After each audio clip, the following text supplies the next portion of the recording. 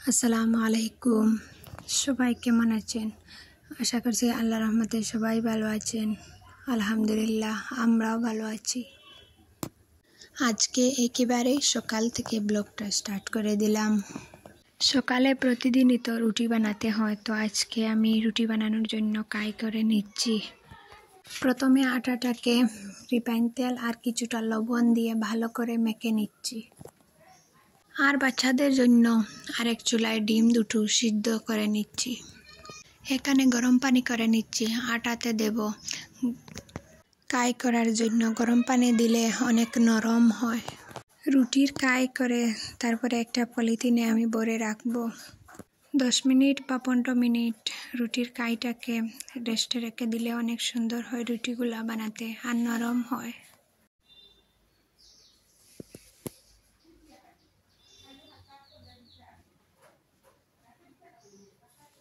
15 minute পর polythene থেকে বের করে এখন আমি আটাগুলা বানিয়ে নেব এক এক করে রুটি।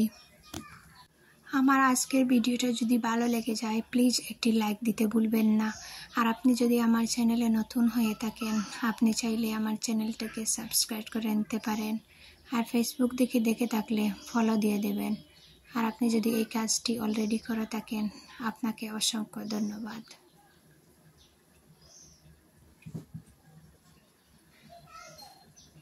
তো দেখো, এখানে আমি রুটিগুলা এক এক করে বানিয়ে নিয়েছি। এখন সেঁক দেওয়ার পালা।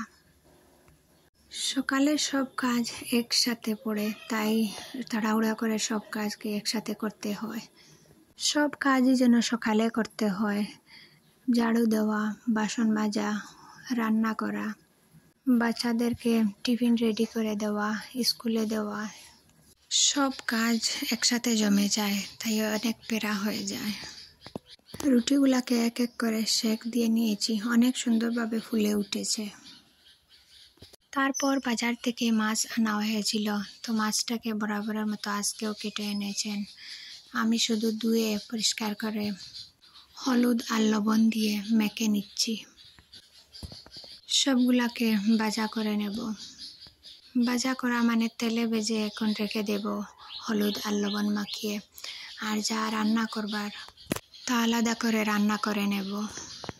সবগুলা মাছ এখন হলুদ আর লবণ দিয়ে মাখা হয়ে গেছে। কড়াই বসিয়ে তেল দিয়ে দিলাম মাছ ভাজার জন্য। তেলটা একটু বেশি করে দিয়েছি যাতে ওই তেলে সব মাছগুলা ভাজা হয়ে যায়।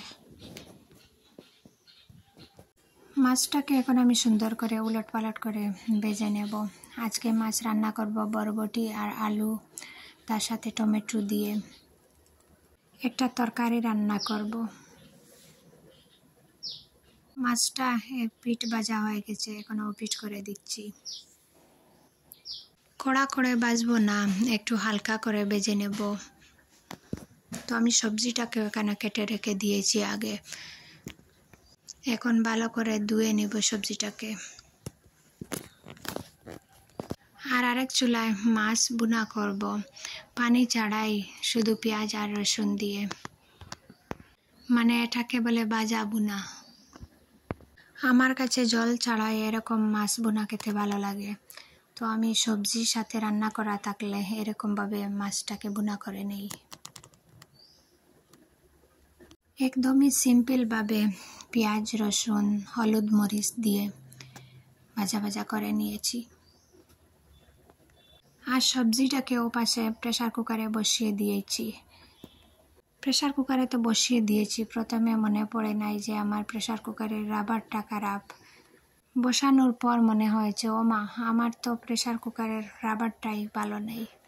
তো আমি সেই দিন ডাল রান্না করার সময় প্রেসার কুকারের রাবারটা ছিঁড়ে দিয়েছিলাম।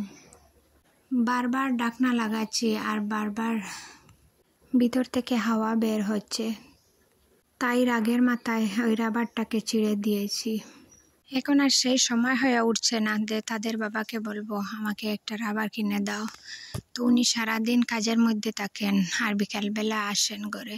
বিকালবেলা কি একদমই রাত হয়ে যায় আসতে আসতে ঘরে। আর দোকানটা হচ্ছে আমাদের বাড়ির পাশে। আশেপাশের দোকানে তো এরকম রাবার পাওয়া যাবে না। তো যাই হোক, একেবারে সকাল সকাল উঠে করে সম্পূর্ণ কাজ শেষ করে এখন আমি আমার ছেলে ছোট বোনের বাড়িতে যাচ্ছি, সাথে আমার বড় বোন আর তার ছেলে। আমি আর আমার বড় বোন আমরা দুজনে আগের দিন প্ল্যান করলাম যে ছোট বোনের বাড়ি যাব। ওকে না জানিয়ে যাওয়ার কারণ হলো ওর ছোট ছোট দুটো বাচ্চা আছে। বাচ্চা দুটোকেও ভালো করে সামলাতে পারছে না, আবার আমাদের জন্য কি না কি করবে, তাই ভাবছি আমরা না জানিয়েই চলে যাব ওর বাড়ি। অনেক দিন যাইনি, আর ও একটু অসুস্থ আর তার ছোট ছেলেও অসুস্থ, তাই ওদেরকে দেখতে গিয়েছি। যাওয়ার পর তো ওর শাশুড়ি আর ওর যা আমাদেরকে একদমই চিনতে পারছিল না। যাওয়ার পর আমাদেরকে বলছিল যে তোমরা কোথায় থেকে আসছো, আমাদের তো মুখ বাঁধা ছিল। তারপর আমাদের ছোট বোন আমাদেরকে দেখে চিনতে পেরে যায়।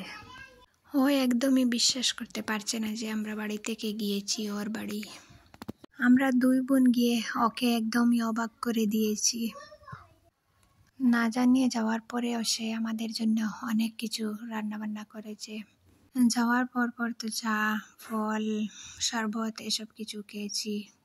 ভাত খেয়ে কিছুক্ষণ রেস্ট করে তারপরে আস্তে আস্তে বাড়িতে সন্ধ্যা হয়ে যাচ্ছে।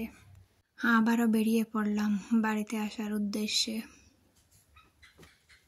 রাস্তাঘাটে গাড়ির গ্যাদারিং, অনেক কিছু পার করে বাড়িতে আসতে আসতে অনেকটা রাত হয়ে গেছে।